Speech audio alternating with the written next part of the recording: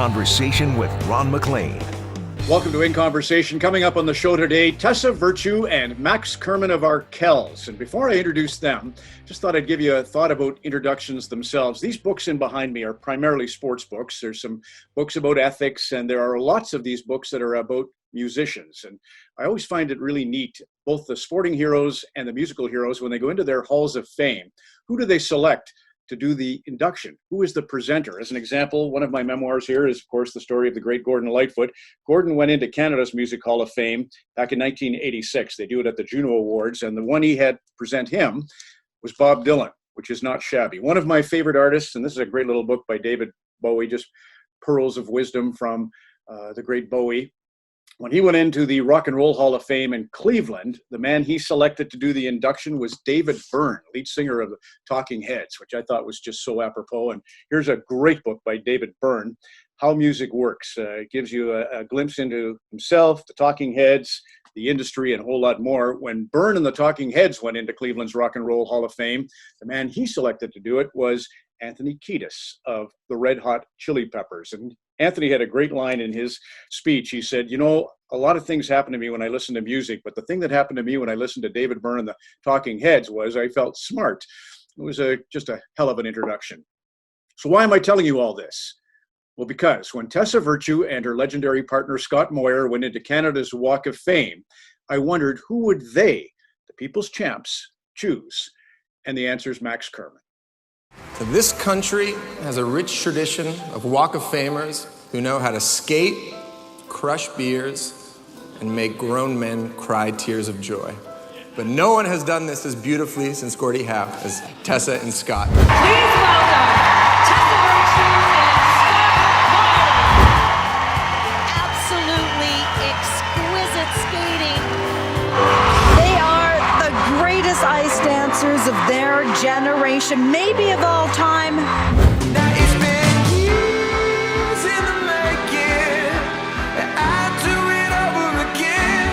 Hey, honey. How are you doing? Hey, Max Money, how are ya? It's been years in the making. And here they are. Tessa's in North Van, and I know that, Tessa, because I saw your Instagram with Max, which was fantastic, and Morgan and you making a little cameo was Morgan Riley, of course. And Max, thank you. My maiden effort on IG was with you, and it's just fantastic what you've been doing for 52 straight days. How in the world are you doing it? And tell the viewer, in case they don't know, what it is you're doing. Yeah, we've been hosting the Flatten the Curve music class every day at 1 p.m. Eastern Standard Time, where I teach the viewers how to play an Arkell song with very basic beginner campfire chords. And then I open up the floor for the next 45 minutes and beam people in from all over the world and just get to have conversations like this. And it's, it sounds like 52 days is a long time to keep going on something like this, but it actually is the most invigorating part of the day. I feel very connected to people, and it's something that I would miss otherwise. So I'm really happy to do it. And Tessa, you explained a little bit what you're up to when you were on with Max, but again, tell the viewer. Yeah, just trying to make the most of this time. Much like both of you, my schedule has been so chaotic that sort of this time to stop and enjoy the simple things in life and connect with people and read. And I've been studying a lot of math and, just trying to do what everyone else is doing. I mean, taking care of each other, staying home, social distancing, all of those things. It's a scary time in the world, but I'm in awe of what you both are doing as you connect with so many Canadians. It's been really beautiful to watch. Needless to say, lots of folks would love to speak to you. And the one is about your friendship. What is the beginning of Max and Tessa's friendship? Is it the Pyeongchang Olympics? Is Max a good skater? Can Tessa carry a tune? And this is from @IBitispol. So Tessa, you take that. Not friendship. What is the origin of your friendship? We connected before the games. Scott and I created a video to announce your tour dates, right? Yeah, the rally in Hamilton. The rally, that's right. Yeah, so we donned our Arkell's t-shirts and did a little video in this really grubby hockey dressing room. I don't know how you made anything of that video. But that was just a couple months maybe before the games. And we were huge fans of the band. I'd seen them a couple times live, and it was fun to connect. So that friendship sort of started as we went back and forth about the video. And then it was so fun to have them in Korea playing at Canada House and getting to know them, spending some time together. You know, Tessa, before we get to the Michael Kingsbury with the keep knocking at the door, blasting in behind, and that begets you, Max, saying, I should be in Pyeongchang. And Air Canada said, well, yes, you should. You can tell that story in a second. But back to Kingsbury and Alex Bilodeau. At Vancouver, weren't you with Bilodeau before he broke through and got Canada the first gold medal, Tessa? Yes, I remember watching Jennifer Heil's race with Alex, and that was sort of surreal. And I mean, they're so early on in the games that then seeing Alex afterwards in the village, I remember thinking, wow, I mean, he's a normal person. He does extraordinary things, but he's walking through the cap just like everyone else. For some reason, that was really empowering to me. And with Mick Kingsbury, I mean, we shared the same team as him. We had the same mental prep coach. We had the same strength and conditioning people. We had, you know, the same B210 sort of army of a support system around us. And, you know, Scott looked at me when Mick came down in that iconic run and just said, you know, that's the ace up our sleeve. We have his team. So you go on about Pyeongchang, Max, and how you made it happen, and then what happened, because there's some amazing, I know you even kind of documented the whole tour, but go on about that. Yeah, well, first of all, yeah, so I noticed, I think Tessa saw us at Oshiega the previous summer. So I was actually aware of the band. And when I reached out, it was sort of on a whim, and I didn't necessarily think that she'd even get back. Because Tessa, it was like 2 weeks before, or like a week before you were flying out. So it was kind of a big ask of someone who had like the spotlight of the world on them to be like, hey, by the way, can you bang out this video for our stupid show happening in Hamilton, Ontario in June? But you did it, and you did it with a smile on your face. And we're like, oh, she's so sweet and considerate and just generous with her time. And then, yeah, we got to South Korea, and it was incredible. It's like, looking back, it felt like a dream because we were there for about 5 days in total, and we played 3 shows. I've never been to Asia before. The band had never been to Asia, I think, minus Tim. And yeah, and it just, when I look back on all the photos and the videos of just like us at Canada House, surrounded by all the Olympians, everyone, and we were in the back half of the game, so a lot of people were done their their competitions, and they were ready to let loose. So I have these like amazing memories of going to karaoke till 6 a.m. And just surrounded by Olympians, just like singing our heart out to Bryan Adams, and it was it was a once in a lifetime experience. Summer of '69, the Canadian women's hockey team, right? That's right. That's right. What about you, Tessa? Did you and Scott partake? Do you remember doing a karaoke? And if so, what would your go-to be? I mean, good question. No karaoke for me. As soon as we finished our free dance in Pyeongchang, I got bronchitis and the flu, and I was just deathly ill. So aside from media, I think I made it to your concert, Max, one night in Canada House. I really had to pull myself together for that. But it was funny, once the stress and the pressure had sort of alleviated, we had finished, my body finally shut down. But I mean, the games, that Canadian team was something special. It felt like we had really grown up with so many of those teammates. I think with the women's hockey team really anchoring things for everyone. But it was such a great dynamic. We were so tightly knit, and I mean, memories that will last forever. This happens to me after a tour is finished, by the way. Like I'm usually don't really get sick on the road, but then the minute we come home from like a 3-week run, or if we're on the road for a couple months, I always get under the weather just for a couple days. But it's like the body's like, all right, see you later. I did my part. I'm checking out. Goodbye. Exactly. Same. So I have all these questions. And one of them was about isolation and maybe what you're learning, each of you, in this time. How are you feeling health-wise? Are you having moments of hypochondria? I'd love to know. Let me just see. Isolation question. Here it is. It's at Natsky 1988 on Twitter. What is something new you've learned about yourself during COVID-19? Max. You know, I think, you know, we were kind of barreling down this path of like hyper technology in our lives, and, you know, people being on Instagram and, you know, Twitch and virtual reality, and just like, what is the future for all of us, the way we interact with each other. And, you know, I think we're all placing a lot of significance on like, how many Instagram followers do you have? Or like, how are you connecting in the virtual space? And obviously that's going to be a part of our lives moving forward. But the thing that I actually kind of feel good about, and the silver lining I'm going to choose to find during this period of quarantine, is how much we really crave the human touch and the human experience and being out there. Oh, sorry guys, my dad just called. I apologize. That's funny. I texted him. I said, don't call me in the next 30 minutes. but how much and just thinking about concerts and live sporting events and going to movies and hanging out in parks and patios and hugging your mom, like all these things that we just don't get to do right now, and how that is truly the most deeply gratifying thing that a human can experience. And that's one thing that I've always believed, but has been reinforced more than ever while we're in quarantine. Are you worried, Max, that we will have kind of isolationist policies? That the borders will begin to close, that gatherings won't be allowed. I mean, why be alarmist here? But do you think about that? No, I mean, it probably will be a reality for the next little bit, but I can't believe that's going to be the future for the rest of time. Like we are going to be in a period where we have to be cautious, and it's going to be, step by step in the way we interact with each other and get back to normal. But I think it's just like, hopefully, you hear about these stories about like people are affected by World War II, not to compare this to any war, but it's like you look back and you go, okay, this is a lasting effect on our mindset. And I think this will, every time, people are looking at their phones a little too much at the bar, we're going to, hey, can you cut that out? Remember what it was like when we only could look at our phones? Like, let's enjoy each other's company. Great. What have you learned, Tessa? It's such a good point you make, Max. I think just this notion of being present and hopefully more empathetic. I think we're all more cognizant of those around us who are maybe lonely or on their own, that need that extra bit of connection or kindness. And it really has been beautiful to see communities come together. I was always hesitant and worried about being in one place for such a long time just because of the nature of my life. And I've never unpacked a suitcase for this amount of time, I think in years.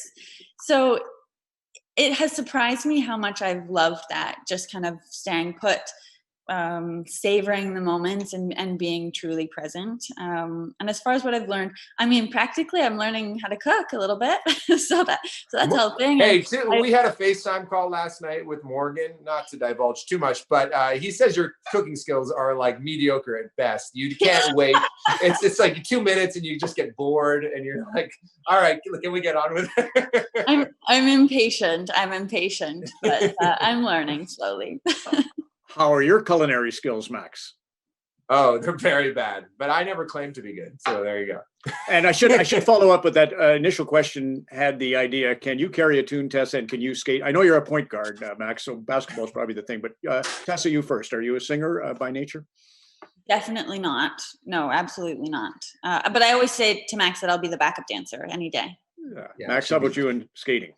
I can kind of get around. I'm a bad skater. I was a rink guard at Trinity Bellwood's rink, though, as a 16-year-old. And I just kind of stayed inside the hut. But I was responsible for opening it up every Saturday morning. It was one of my first jobs, actually. But I do embarrass myself.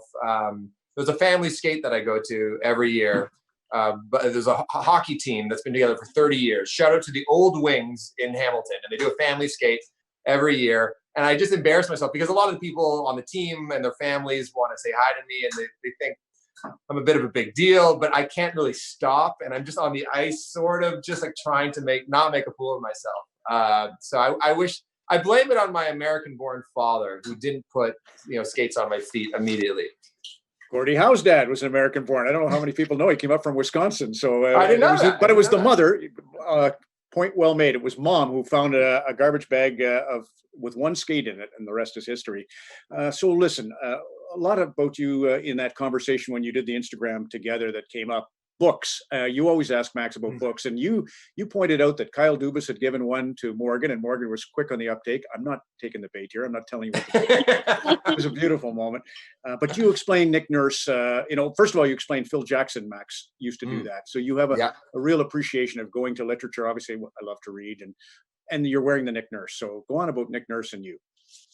Oh well, Nick, I just love meeting people. And I put you two in this category too, where you're just truly curious about what other people are up to. It's like, despite whatever you've accomplished in your own career, you just get off on other people's expertise and knowledge and, friendship. And Nick is totally like that. And I don't think it's a spoiler, but he has a book coming out, and he sent me an advanced copy of it. I just finished it yesterday morning. And it's just about his path. And what I love about Nick so much and getting to know him is that, for most Canadians, including myself, we think of him as Nick Nurse, world champion coach. And that is the way we conceive of him. He's this big deal who coaches our favorite team, who's won a championship. But Nick coached in obscurity, relative obscurity, for 30 years. Starting at the age of 22, he went to the UK. He was a player coach. And then he was there for 8 years, went to Belgium, coached in the D League in Iowa, to Houston, then became an assistant coach. So the way he conceives himself is much different than the way we conceive of him. And just his pursuit of competition, his pursuit of just excellence and learning is never ending. So it's like, I just really admire people who have a different impression of themselves as that's different than what we might think. And you said he's actually performing on the piano, like he's doing your material, right? Well, this is it. Yeah, I mean, we text just about every single day, and he's always working on stuff. He was working on Changes by David Bowie. He saw Tony play Changes on the piano. He said, "Oh, I want to learn that one." And so he'll text Tony asking for piano tips. He'll text Mike asking for guitar tips. And he's been learning years in the making and knocking at the door. He's charted it out himself, and he'll send me photos. Tessa, when I was on with Max, he asked me, "So who do you talk to every day, that's in pro sport?" I said, "Nobody. I don't talk to anybody." I felt so bad. You're, I don't know, are you and Morgan watching the Last Dance, the Jordan piece? Yes. So, yeah, we've been enthralled just like everyone else. Phil Jackson, you mentioned Nurse, all the years in the making, which of course is one of your songs. But you think about him going down to the Caribbean, Jackson. You think about him allowing Rodman to be Rodman. It was almost like what the Raptors did with Kawhi Leonard, right? Giving him that chance to dictate his schedule. Amazing what Nick Nurse did. What have you gained from watching Last Dance? That's kind of a tough question, but as it compares vis-a-vis to your amazing career, what do you get a kick out of? Well, I'm always fascinated by team sports, having been a team of two for such a long time. So that dynamic is so interesting to me, and from Phil Jackson's perspective of how you appease so many personalities. And I was amazed, I can't wait to learn more, but by how Michael Jordan is able to make those around him better and elevate their game. And you could, when that shift happened, when he was more conscious of passing and making his teammates feel empowered and like there was trust. It was such a beautiful thing to just witness that momentum. How did you and Scott work it? How did you decide when someone needs a kick, when someone needs a compliment? So much of that was unspoken. I think we were able to just read off of one another. And often I think that, it was wave-like. When one of us needed it, the other was really strong and able to provide that. So, and maybe that's just the role you take on when you need to, when someone is low. But there was no shortage of motivation, I think, for either of us. We were pretty competitive. Your mom, Kate, Jordan, your sister were by the judges in Vancouver. Max, you can jump in on this. I'm sure you have questions for Tessa on this whole thing. But when they hit the ice for the free dance, I was just flabbergasted that they seemed to have this serenity about them, especially you, Tessa. If I were to say, I think Scott was nervous, you were not. Is that a fair assessment? And you spoke a little bit, and then maybe 20 seconds before you strike a pose to begin the routine. Tell me about what you remember about why you looked so serene, even if inside you might not have been. I was faking it very well, I guess. Okay. Is this in Kankang or Vancouver, Ron? No, Vancouver. Sorry. I feel like Vancouver's, you talk about either, but I love Vancouver. Actually, there is something about that that you picked up on in Vancouver. I was so injured, and I was getting kind of 7 hours of physio every day and in a lot of pain with my compartment syndrome in my legs. But something about that rink, the Pacific Coliseum, when we took the ice, it felt like our building. And I was so committed to the process of the programs. Like, we felt really connected to Mahler, that free dance that we'd done. And we just stepped on the ice, and I felt like, we found our flow. That moment in Vancouver was the first time we felt like we were present for every single step, totally in sync. And to be honest, I think we chased that exact feeling for 8 more years. Mahler, why? Marina Zueva, of course, through the Battle of the Blades, I got to know her, amazing genius, and you have a few people behind you, but why Mahler? Why did that resonate? It was one of those fortuitous moments where she took us out to her car. She played one piece of music as we talked about what we could skate to for the Olympic season, and that was it. We just felt it right to our cores. There was something about how it just drew you in, and we felt like we could tell a story that felt really authentic to us at the time. Max, did you want to add any of that? Otherwise, I'll go to Instagram and Twitter questions for you. Oh yeah, I mean, the thing that I can never do is I like being on part of a team. You know, I played a lot of team sports growing up, and also being in a band, and I feel safe when I'm with the band because I know, you know, we're ready and we're all playing off each other's skills, and we can take on any kind of performance together. But the solo sports, I know you work with Scott, but like the intensity feels like it's that much greater. And I don't know, like what are tricks? I know you've worked with sports psychologists. Like, what are tricks that you picked up to block things out and enjoy it? Because, you know, talking to Nick Nurse and a lot of other coaches, they go, you put in all the hard work so then you can have a state of freedom and almost enjoyment, so you're not holding anything back. Like, what are skills that you've developed to get to that point? It's an interesting comparison, and to that I'll say that there's something that stresses me about relying on that many other people for success. So, you know, I think maybe just having a duo, and that's all I know, but there was such comfort there. But I mean, Nick's right on. It's all the preparatory work. It's knowing that when it comes time to compete, that's the easy part, because we've done it under every circumstance, under any kind of feeling or emotion or bad ice, bad music, teams getting in our way, whatever it was, we set ourselves up to know that, you know, we had lived it already 1,000 times. And we used to say that when the music started, we knew exactly what to do. All right, Max, pick a number between, I've already asked the first, and I think I've asked the sixth. So pick a number between 2 and 9, but it can't be 6. Give me 8. You're going to get the question. Number 8 is from Dadanir, at Dadanir on Instagram, asks, Max, what is your favorite song to perform live? Kind of changes from tour to tour, to be honest. I mean, we have a song called Eyes on the Prize that I like. It's a bit of an adventure. There's this middle section in the song that breaks down and it becomes real talky, and there's like a preacher man part to it, and it gets kind of silly, which I enjoy. And there's a good sing along at the end. But obviously a song like Knocking at the Door, Relentless also is another one.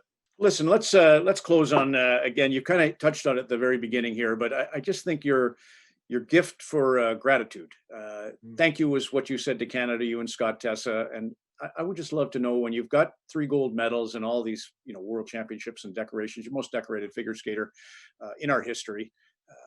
It's hard to live with, in a way, with the gratitude you must feel, and yet you just keep paying it back. So tell me a little bit about your feelings on gratitude. Oh, that's so nice, Ron. I mean, especially at a time like this, you know, aren't you just so proud to be Canadian? I watched that Stronger Together piece that CTV put together, and watching Lean on Me, all the Canadian artists sing, and I've been playing that almost every day since, because it's just so uplifting and so inspiring. But I think there's pride that comes with knowing what we stand for as a country, and knowing what we represent as individuals. And that's been put on display front and center as we all battle COVID-19 right now. Bill Withers, we used at the 2002 Salt Lake City Olympics. Katrina LeMay-Doan defended her title in the 500 in speed skating, and that was the song that we kind of closed the Olympic Games with. And yeah, the late Bill Withers. Max, you actually referred to the Canadians, Tessa and Scott, in your speech at Canada's Walk of Fame. Back to you to kind of close up with a thought on Canadiana and gratitude. Yeah, I know sometimes the uglier parts of the news rise to the top, and that's some of the stuff that gets shared a lot, and that in part is human nature. But if you kind of dig down a little bit, there's so many incredible stories that inspire you every day. And actually, I've made it a habit, if I'm on Twitter or whatever, just to kind of sift through the rubble and go, oh, this amazing thing happened, this amazing thing happened. And you're even seeing politicians that typically hate each other come together and work together as a country. And I think you kind of have to try to find the best in people, especially during these times. And for me lately, it's actually been like easier than ever. You just have to kind of open your eyes and just think, oh, my neighbor did this really thoughtful thing. Or I read this story in the news about a new Canadian, who's delivering groceries to senior citizens. It's like, it's everywhere. And so life is, how you choose to frame it. I think, to a large degree. And I think that in order for my own self-preservation, I just want to believe that there's so much good stuff out there.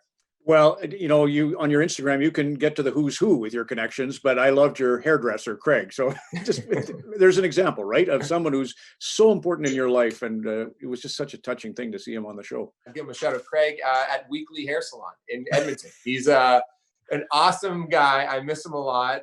He was giving me tips on how to do haircuts from home. Just like there's even little moments like that, make a difference in my day.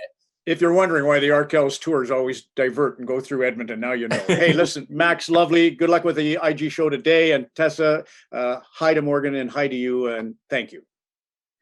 Thank you so much, Ron. Nice to Thanks, see you Ron. both. Bye. Solid gold there. Tessa Virtue and Max Kerman. We are back on Wednesday. If you have a question, don't forget the hashtag #InConversation for future guests, and a nice show Wednesday as well with Penny Alexiak and Jamie Alexiak joining us at 7 o'clock Eastern, 4 Pacific. And as always, we'll close with a song lyric. And of course, Max, it's got to be you. But he's quick to concede that in order to proceed, we can't just keep preaching what we need. So he continues to insist he's no champagne socialist. That's my favorite Arkell song, an original. Thanks for watching. So long for now.